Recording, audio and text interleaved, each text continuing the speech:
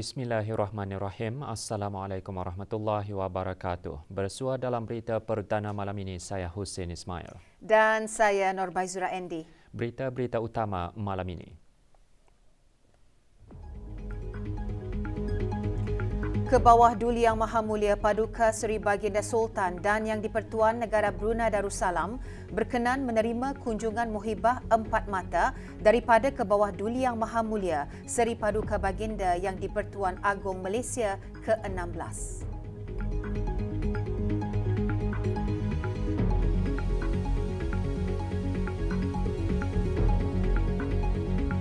Ke bawah Duli Yang Maha Mulia akan berangkat menghadiri majlis penutup kursus asas terjun payung 1317 dan pengurniaan lencana terjun payung RAF Wings.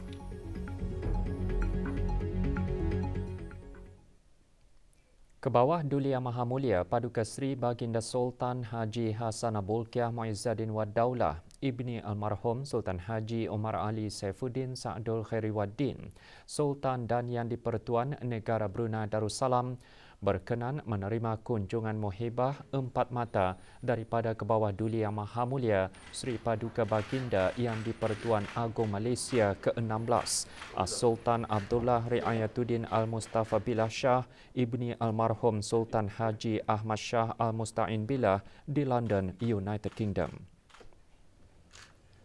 Terima kasih. Panjangnya.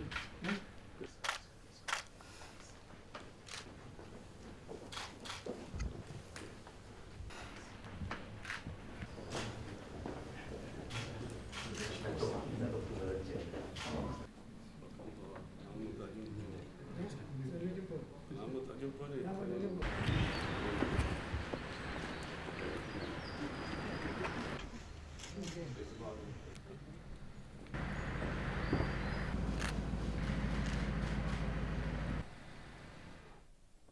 Ke bawah Duli Yang Maha Mulia Paduka Seri Baginda Sultan Haji Hassanal Bolkiah Muizzaddin Wad Daulah Ibni Almarhum Sultan Haji Omar Ali Saifuddin Sa'dul Khairi Waddin, Sultan dan Yang di-Pertuan Negara Brunei Darussalam akan berangkat menghadiri majlis penutup kursus asas terjun payung 1317 dan pengurniaan lencana terjun payung RAF Wings bagi Duli Yang Teramat Mulia Paduka Seri 920 Meja Udara Pangeran Muda Abdul Matin yang akan berlangsung pada 23 September 2022 di Royal Air Force RAF Bryce Norton, Catterton, Oxfordshire, United Kingdom.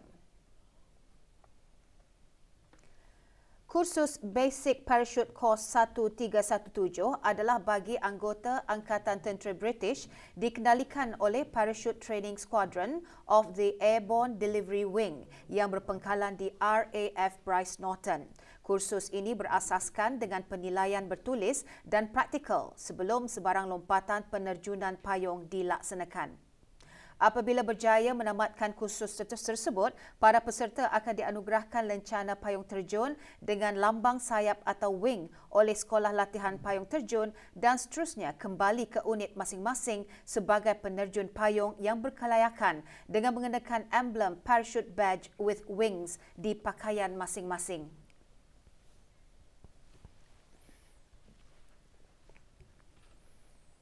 Status harian normal baharu COVID-19. 3 kes berada dalam kategori 4 iaitu memerlukan bantuan oksigen dan di bawah pemantauan rapi.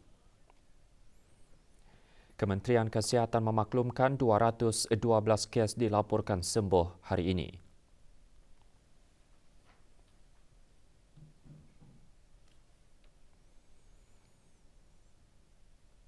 Jumlah keseluruhan pemberian 2 dos vaksin COVID-19 bagi kanak-kanak berumur 5 hingga 11 tahun, 84.8%. Bagi remaja berumur 12 hingga 17 tahun yang mendapat 3 dos vaksin, 61.3%. Dan liputan bagi rakyat dan penduduk negara ini yang mendapatkan 3 dos vaksin, 78.4%.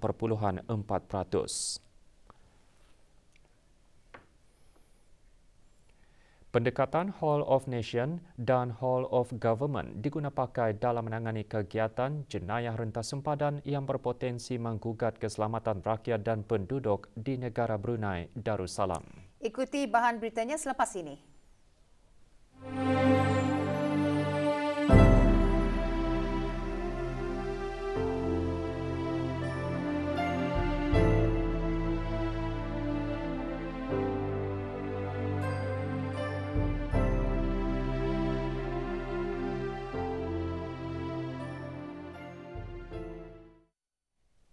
Bersempena dengan sambutan Hari Guru ke-32, Kementerian Hal Ehwal Agama dan Kementerian Pendidikan petang tadi mengadakan majlis membaca surah Yasin dan tahlil khusus bagi almarhum Sultan Haji Omar Ali Saifuddin Sa'dul Khairuddin, almarhumah Duli Raja Isteri Pangeran Anak Damit dan almarhum Duli yang teramat mulia Paduka Seri Pangeran Muda Haji Abdul Azim. Majlis berlangsung di Kubah Makam Diraja.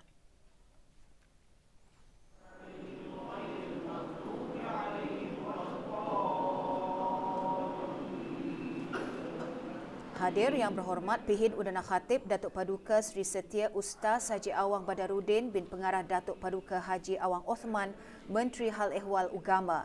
300 orang terdiri daripada para pegawai kanan termasuk guru-guru dari institusi pendidikan di bawah Kementerian Pendidikan dan Kementerian Hal Ehwal Agama menghadiri majlis tersebut. Juga hadir Pangeran Datuk Seri Paduka Haji Muhammad Tashim bin Pangeran Haji Hassan, Timbalan Menteri Hal Ehwal Agama.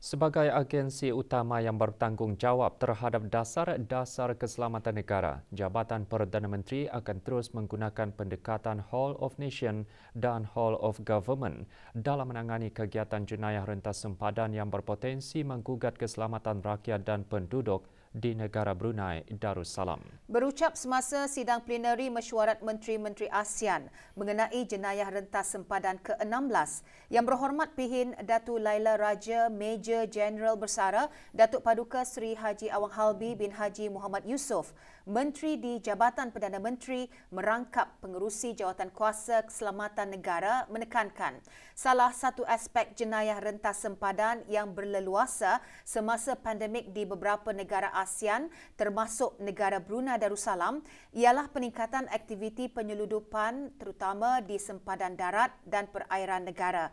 Mesyuarat diadakan pagi tadi secara maya. The untiring efforts undertaken by the agencies under the National Committee on Trafficking in Persons at the Prime Minister's Office, Brunei Darussalam has successfully recorded 2 prosecutions for TIP this year. These are our first human trafficking cases since 2016. Mesyuarat AMMTC ke-16 dan mesyuarat-mesyuarat berkaitan dipengerusikan oleh Tuan Yang Terutama Samdech Kralahom Sarkeng, Timbalan Perdana Menteri dan Menteri Dalam Negeri Kerajaan Kemboja. Semasa sidang plenari ini, Jemaah Menteri ASEAN dan Ketua Delegasi meluluskan terma rujukan perwakilan-perwakilan negara bagi pelaksanaan Konvensyen ASEAN menentang pemerdagangan orang, terutama wanita dan kanak-kanak, ACTI-PAMMTC ke-16 selama 3 hari ini akan berakhir esok dengan konsultasi rakan dialog bersama 3 buah negara, Republik Rakyat China, Jepun dan Republik Korea. Juga menyertai mesyuarat Datuk Seri Paduka Awang Haji Sufian bin Haji Sabtu, Timbalan Menteri di Jabatan Perdana Menteri. Mesyuarat seterusnya akan diadakan tahun depan di Republik Indonesia. Malaysia dan negara Brunei Darussalam telah mempunyai hubungan yang lama dan khusus. Sejak dari itu, kedua-dua buah negara mengembangkan serta memperkukuhkan hubungan dua hala. Perkara tersebut digariskan oleh Tuan Yang Terutama Datuk Raja Reza bin Raja Zeb Shah, Pesuruhjaya Tinggi Malaysia ke negara Brunei Darussalam pada majlis sempena sambutan Hari Kebangsaan Malaysia ke-65 dan Hari Malaysia 2022.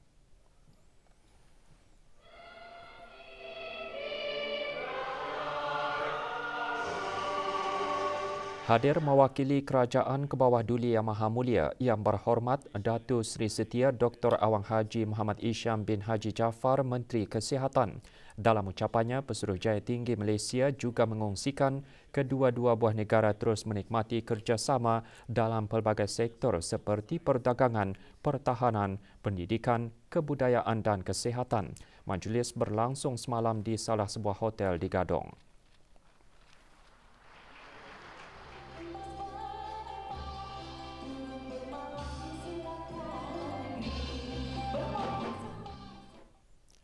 Keperluan keberkesanan pengajaran bahasa Arab di peringkat sekolah rendah UGAMA adalah sangat penting untuk diambil perhatian sebagai asas permulaan kepada peringkat selanjutnya sama ada pelajar itu meneruskan pendidikan di sekolah Arab ataupun tidak.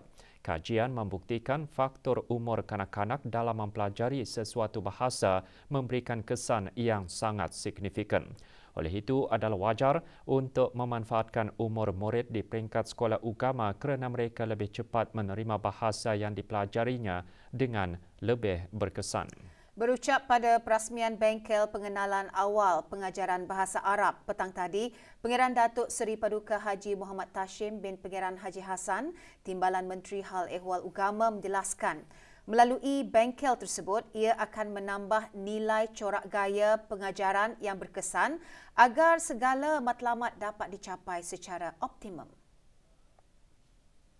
Apa yang penting adalah nilai positif perlu ada dalam setiap guru-guru bagi bersiap sedia untuk sentiasa berusaha mempertingkatkan dan melengkapkan diri dengan kemahiran asas dan memahami pengetahuan serta kandungan pedagogi.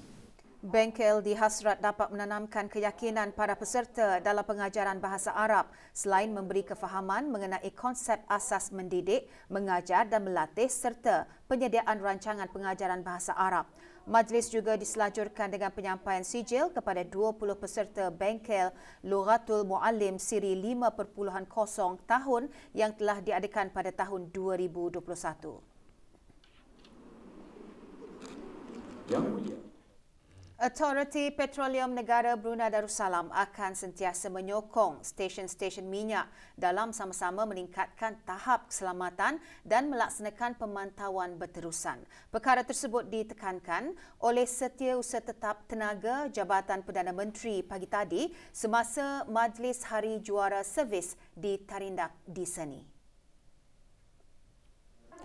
Awang Haji Azhar bin Haji Yahya selaku pengarah urusan sementara Autoriti Petroleum Negara Brunei Darussalam berkata, selain pemantauan berjadual ke stesen-stesen minyak di negara ini, syarikat pemasaran Brunei Shell BSM juga akan memastikan stesen minyak mempunyai piawaian keselamatan yang tinggi bagi menjamin keselamatan pekerja dan khasnya orang ramai. Majlis diselajurkan penyampaian anugerah Retail 2020 dan 2021 dan sijil perkhidmatan kerja lama kepada juara servis yang telah mencurahkan bakti dan dedikasi mereka selama 20, 25, 30 dan 35 tahun. Tahun ini pihak BSM juga melantik 36 orang Retail HSSE Ambassador. Ke arah meningkatkan kecemerlangan akademik dan menggalakkan penglibatan mahasiswa di peringkat institusi pengajian tinggi dan universiti dalam pergerakan Bulan Sabit Merah Negara Brunei Darussalam, petang tadi, Persatuan Bulan Sabit Merah Universiti Islam Sultan Sharif Ali Yunisa mengadakan majlis pelancaran tubuh Pelatun Bulan Sabit Merah Yunisa di universiti berkenaan. Pelancarannya disempurnakan oleh Dr. Haji Nur Arfan bin Haji Zainal, Rektor Yunisa yang juga menyampaikan sijil keahlian dan sijil kecekapan pertolongan cemas kepada para ahli Pelatun Sabit Merah Yunisa. Juga diadakan penyampaian anugerah hadiah buku Bulan Sabit Merah Negara Brunei Darussalam kepada Dayang Nazifa Nabila binti Dr. Haji Ismuhadi, sukarelawan COVID-19 Persatuan Bulan Sabit Merah Negara Brunei Darussalam. Terdahulu diadakan majlis tauliah pangkat kepada Ketua Pegawai Kadet Pelatun Bulan Sabit Merah Yunisa, Komandan Pelatun Bulan Sabit Merah Yunisa dan Penolong Komandan Pelatun Bulan Sabit Merah Yunisa.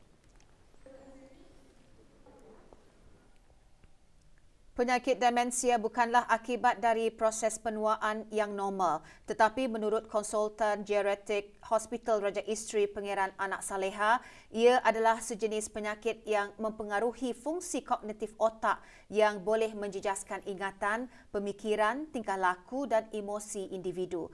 Ketika ditemui semasa program saringan komuniti untuk demensia di Pusat Kegiatan Warga Emas Lambak Kanan yang di-Pertua Demensia Brunei menyarankan jika seseorang mengetahui dirinya menghidapi tanda-tanda amaran penyakit demensia, ia hendaklah pergi ke hospital atau klinik berdekatan bagi mendapatkan rawatan awal atau diagnosis segera. Program tersebut dianjurkan Kementerian Kesihatan dengan kerjasama Kementerian Kebudayaan Belia dan Sukan. Demensia Brunei iaitu sebuah pertubuhan bukan kerajaan NGO, Universiti Brunei Darussalam dan Davos Alzheimer kolaboratif pagi tadi. Program saringan diisikan dengan aktiviti ceramah mengenai penyakit demensia, pemeriksaan kesihatan secara kaji selidik dan sesi soal jawab berdasarkan kajian Lancet Publication on the Global Burden of Disease Study 2019 menganggarkan lebih 1,500 kes penyakit demensia dilaporkan di negara ini pada tahun 2019 dan jumlah tersebut dijangka meningkat menjelang tahun 2050.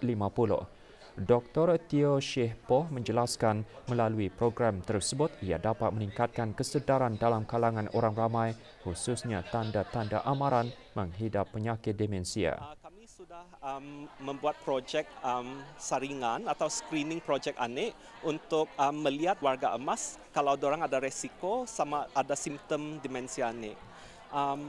So kami sudah membuat projek ANIK di Pusat Kegiatan Warga Emas di Tutong. Para pelawat wad hanya dibenarkan pada waktu melawat yang ditetapkan sahaja iaitu pada pukul 12.30 hari sehingga pukul 1.30 petang dan pukul 5 petang hingga pukul 9 malam. Di bawah pengemaskinian dasar melawat di hospital-hospital yang mula dilaksanakan kemarin, jumlah pelawat bagi setiap pesakit yang berada di hospital tidak lagi dihadkan. Walau bagaimanapun, hanya 2 orang pelawat sahaja dibenarkan masuk pada satu-satu masa bagi setiap pesakit. Setiap pelawat dikehendaki menunjukkan keputusan ART yang negatif dibuat pada hari yang sama. Para pelawat juga tidak dibenarkan melawat pesakit yang berada di holding ward atau isolation ward. Akan tetapi, seorang penjaga berkemungkinan dibenarkan untuk bersama pesakit mengikut penilaian dan kesesuaian keadaan pesakit. Kanak-kanak yang berumur di bawah 12 tahun adalah tidak dibenarkan melawat. Semua pelawat hendaklah memastikan untuk memakai sungkup muka pada setiap masa.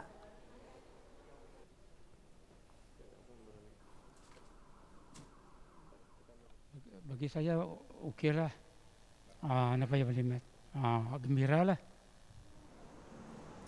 Sementara itu, pengeluaran notis pengasingan diri juga telah dihentikan. Sesiapa yang mempunyai tanda-tanda jangkitan tetapi ujian ART negatif adalah dinasihatkan untuk menggunakan dasar cuti sakit disahkan sendiri CSDS atau surat pengesahan sakit dari ibu bapa atau penjaga bagi pelajar-pelajar sekolah. Bagi kes-kes ART yang positif pula, mereka akan menjalani pengasingan diri sebagaimana perintah kuarantin di bawah Akta Penyakit Berjangkit selama tempoh yang ditetapkan mengikut SOP yang sedia ada pada masa ini. Seorang lelaki warga negara Malaysia hari ini dijatuhi hukuman denda RM97,000 oleh Mahkamah Majistret Bandar Seri Begawan atas 2 pertuduhan di bawah Seksyen 146-1-D Perintah Eksais 2006. Kong Han Yuen berusia 38 tahun didapati bersalah kerana memiliki 199 vape juice, 89 modified e-cigarettes, 94 aksesori vape, wang tunai sebanyak RM9,849 Brunei dan wang tunai $55 Singapura. Ditangkap oleh bahagian penguatkuasa undang-undang Jabatan Kastam dan Eksais Diraja pada 29 Oktober 2021 di sebuah rumah di Kampung Kilanas. Dia telah membayar denda tersebut. Semua barang dihukum rampas bagi tujuan dimusnahkan. Turut dirampas wang tunai sebanyak RM4,547 hasil penjualan vape. Hasrat untuk berziarah ke Tanah Suci dan melihat Baitullah menjadi pendorong kepada seorang wanita tempatan Puak Dusun untuk memilih agama Islam sebagai pegangan sebenar. Majlis Pengislaman berlangsung di skim Tanah Kurnia Rakyat Jati, Kampung Lugu semalam. La ilaha illallah wa asyhadu anna Muhammadar Rasulullah. Berumur 25 tahun, Dayang Nurhana Nazuha binti Abdullah Minggu mula mengenal agama Islam sejak remaja lagi, khususnya semasa mengikuti kelas pembelajaran agama di sekolah sejak awal tahun 2022 hingga 16 September 2022. Jumlah orang yang memeluk agama Islam di seluruh negara Brunei Darussalam ialah seramai 325 orang. 106 orang daripada jumlah tersebut adalah dari daerah Brunei dan Muara.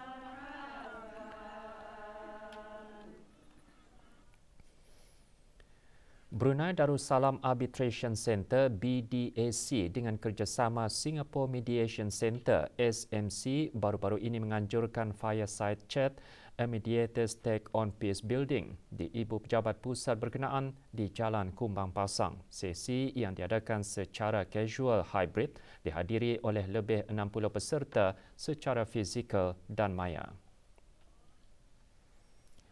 Sesi dikendalikan oleh Anil Chan Garot dari Chan Garot Chambers LLC Singapura bersama SMC BDAC Accredited Mediators iaitu Dayang Leni Rahman, Kamran Nadim Rias dari HLR Law sebagai moderator dan Nur Azizah binti Ahmad daripada AIP Law.